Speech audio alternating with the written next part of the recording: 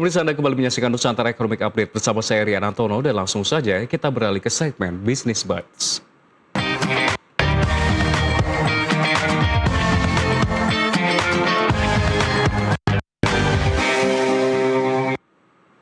Pemirsa, Badan Pusat Statistik mencatat inflasi April 2026 secara tahunan mencapai 2,42%, meningkat dibandingkan periode yang sama tahun lalu sebesar 1,95%. Menteri Keuangan Purbayudi Sadewa menilai inflasi masih terkendali seiring kebijakan pemerintah menjaga harga energi, khususnya melalui subsidi bahan bakar minyak. Menurutnya, lonjakan inflasi sebelumnya dipicu faktor subsidi dan kini kembali stabil di kisaran 2,4%. Pemerintah juga menahan sebagian subsidi BBM untuk menjaga stabilitas harga dan daya beli masyarakat. Jika harga BBM dilepas mengikuti pasar global, inflasi berpotensi meningkat dan menekan konsumsi. Seluruh kebijakan ditegaskan telah melalui simulasi berbagai skenario, termasuk dampaknya terhadap inflasi, daya beli, dan pertumbuhan ekonomi.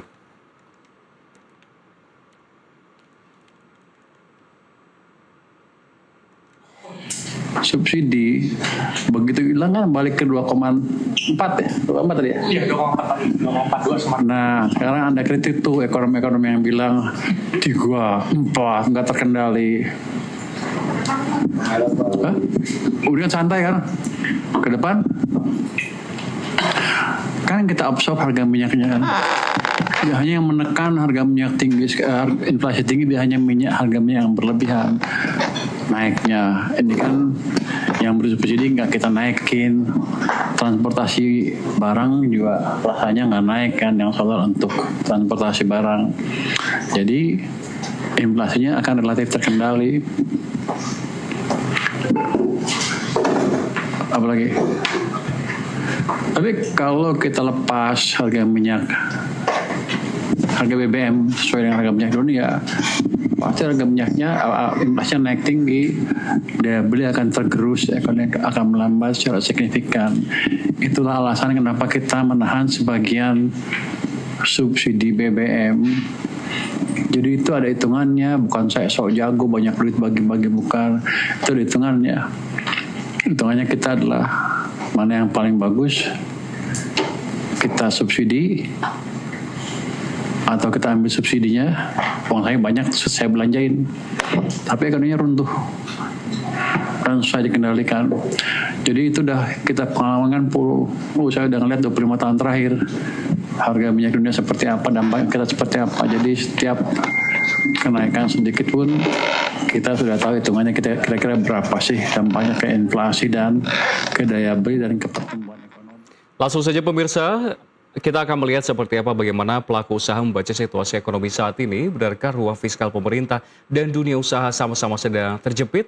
Kita akan langsung membahasnya dan telah bergabung bersama kami melalui sambungan virtual Nurjaman, Wakil Ketua Dewan Pimpinan Provinsi Apindo DKI Jakarta. Ya, Pak Nurjaman, selamat pagi. Selamat pagi, Mas. Salam sehat untuk kita semua. Ya, bagaimana Pak? Dunia usaha juga sehat nggak Pak kabarnya? Karena kan disampaikan inflasi ini masih terkendali Pak, tapi bisa dikatakan pun PDB akan dirilis hari ini dan dipastikan katanya masih akan terjaga di atas 5%. Apakah dunia usaha dan juga lapangan benar-benar ekspansif atau sebetulnya tertekan Pak? Begini, kalau saya melihat atau menganalisis seperti gini. Kalau kita berbicara PDB akan dirilis besok, tapi kan kita tidak bisa dulu berbicara berapa banyak, karena kita belum tahu seberapa besar hasil rilis dari BPS terkait dengan PDB terutama DKI Jakarta. Kita belum bisa membaca seperti apa hasilnya gitu kan, karena kecuali mungkin kalau lusa atau besok bisa setelah rilis PDB-nya ya seperti apa potret kita disandingkan dengan kondisi real di lapangan terkait kondisi ekonomi saat ini. Namun demikian ya kami juga terkait dengan hal tersebut kita mesti melihat kepada beberapa kemungkinan ya. Beberapa kemungkinan, apakah kemungkinan pertama itu selaras, seimbang antara PDB yang akan rilis besok dengan kondisi-kondisi real kita. Yang kondisi real saat ini jelas ekonomi kita kan secara secara global juga sekarang tertekan, bahkan terjepit, ekonomi kita sedang tidak baik-baik saja, dunia usaha makin sulit untuk mempertahankan, jangan untuk berekspansi, untuk mempertahankan secara pribadi juga sudah sulit gitu kan. Nah ini yang mesti disikapi oleh kita semuanya, sehingga perlu polisi-polisi apa ke depan kalau kita sudah membaca bagaimana situasi ekonomi ke depan sejalan dengan kondisi situasi yang tidak menentu secara global, akibatnya berdampak juga kepada situasi kita yang tidak nyaman lah kondisi-kondisi kita. Nah, apalagi kondisi-kondisi itu kita banyaknya ketergantungan, secara juga ketergantungan. Kita ketergantungan kepada impor bahan baku, kita tergantung kepada impor minyak yang akan berdampak terhadap biaya kita yang lebih tinggi. Kalau biaya lebih tinggi kan akibatnya apa? Kan itu loh. Sehingga kita tidak mungkin bisa mempertahankan lebih lama lagi kekhawatiran kita ya secara pesimisnya. Pertama kita mesti pesimis dulu. Pesimis kita apa dengan kondisi saat ini? Perang silih berkecambuk, lalu minyak minyak selalu tertekan sebegini rupa, lalu dolar rupiah kita kapan kita akan bisa menguat? Selama ini malah yang menguat dolar terus gitu kan. Dan itulah karena kita ketergantungan kepada yang lain, kita ketergantungan kepada impor, tergantungan kepada minyak dunia, kita tergantungan kepada nilai tukar orang lain. Akhirnya kita juga seperti ini kondisinya. Nah itu mau tidak mau, suka tidak suka memang harus dijalanin karena sudah seperti ini. Nah walaupun demikian, ya kita sangat berharap banyak kepada pemerintah bagaimana menginisiasi hal ini agar kita tidak selalu ada di himpitan seperti ini. Nah akhirnya yang akan kita lakukan adalah efisiensi di berbagai hal, gitu kan. Nah ini yang kita sangat sangat riskan sekali ke depan, bagaimana kita mampu mempertahankan agar kita tidak terlalu terombang-ambing. Nah, kita juga paham, kita juga memahami, kita juga meyakinkan bahwa kondisi real saat ini sudah bukan rahasia umum lagi ya. Itu karena kondisi udah beberapa tahun ke belakang tidak sejalan dengan apa yang kita harapkan. Baik. Walaupun di sisi lain tadi Pak Purbo menyampaikan bahwa kita happy, ya kita harus happy. Kalau nggak happy juga nggak apa. Mau sakit maupun juga kita harus happy lah ya. Kalau nggak happy juga gitu. Ya kondisi-kondisi yang kita harus jalani. Cuman bagaimana mensiasati ini, menyikapi ini. Tapi kan kami tidak bisa berjalan sendiri. Harus semua stakeholder, semua pemangku kepentingan juga harus benar-benar aware terhadap kondisi-kondisi real kami di lapangan, gitu kan. Itu. Iya, Pak Nurjaman, mungkin bisa diperjelas Pak kondisi di lapangan seperti apa? Tadi kan Anda mengatakan berarti secara tidak langsung dunia usaha sedang masanya tidak bisa ekspansif, Pak, lagi bertahan.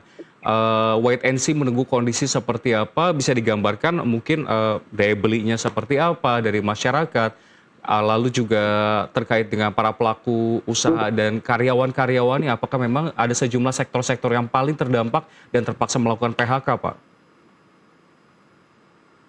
Itu sudah terjadi PHK itu sudah berjalan, walaupun memang tidak terbuka ya, kita tidak terbuka bahwa kami di mana terjadi. Dan ini fakta. Kami tidak sudah melakukan efisiensi di berbagai hal. Nah, efisiensi sebelum kami melakukan efisiensi di sumber daya manusia, kita melakukan efisiensi di berbagai di variabel lain yang merupakan variabel yang variabel cost yang kita diefisiensikan. Nah, namun demikian, itu kan sudah terjadi efisiensi di variabel yang lain itu sudah berjalan sedemikian rupa. Nah, sekarang ini efisiensi di yang hal lain sudah dijalankan, masih kondisi seperti ini, sedangkan kami perlu mempertahankan dunia usaha, kami perlu mempertahankan lapangan usaha sehingga ada kelangsungan bekerja. Nah, ini harus apa lagi yang kita lakukan? Nah, ke depan mau tidak mau kita harus juga melakukan efisiensi di bidang sumber daya manusia. Nah, ini yang bagaimana kita galang bersama, sehingga yang kemarin Pak Prabowo pada peringatan May Day meluncurkan, kita perlu ada mitigasi pemutusan hubungan kerja. Ini kan salah satu tanda bahwa kondisi kita nggak bagus di sisi dalam ketenaga kerjaan, gitu loh. Perlu apa di sini? Nah, itu perlu adanya kami menyikapinya secara positif, walaupun itu akan diluncurkan atau dibentuk oleh pemerintah terkait dengan tim mitigasi PHK. Nah, tujuannya mesti jelas dulu. Nah, ini saya pikir punya harapan agar tidak terjadi, atau agar seperti apa pemerintah melakukan agar tidak terjadi PHK. Baik. Nah, apakah harus perusahaan harus memaksakan PHK atau tidak boleh PHK? Tapi ada hal-hal lain yang mesti dihadirkan oleh negara terhadap korporat-korporat yang cenderung untuk melakukan hal tersebut. Karena kondisi-kondisi saat ini juga yang sangat tidak memungkinkan. Harapan pemerintah itu akan mencapai pertumbuhan ekonomi sampai 8%. Ini kami agak pesimis untuk segera dapat mencapai keluncuran tersebut, karena sampai di tahun pertama ini kita belum bergerak, belum sampai ke bulan nembus sampai ke 6%, kan baru di 5,12. Itu pun tidak semua sektor memenuhi syarat tersebut, gitu kan. Karena demikian, kalau harga bahan baku kita tinggi atau kita mengarah kepada impor terus menerus, dolar kita terus menguat, sedangkan rupiah terus melemah, apa yang akan terjadi? Harga bahan baku pun naik, harga bahan pembantu juga naik, maka kos produk pun akan tinggi, diimbangi dengan labor cost juga tinggi. Nah, kalau itu dikawinkan kedua variabel tersebut, maka akan menimbulkan HPP kita tinggi. Harga pokok penjualan kita tinggi, maka akan terjadi apa? Daya beli masyarakat berkurang. Kalau daya beli masyarakat berkurang, maka jelas kami juga akan mengurangi produksi. Disitulah akan terjadi penurunan produktivitas. Kalau terus menurun, maka pertumbuhan ekonomi juga akan menurun, kan gitu. Kenapa? Karena menurut sependek pengetahuan saya, pertumbuhan ekonomi itu ditopang oleh produktivitas. Kalau nggak ada produktivitas, nggak bisa tumbuh, nggak bisa berkembang.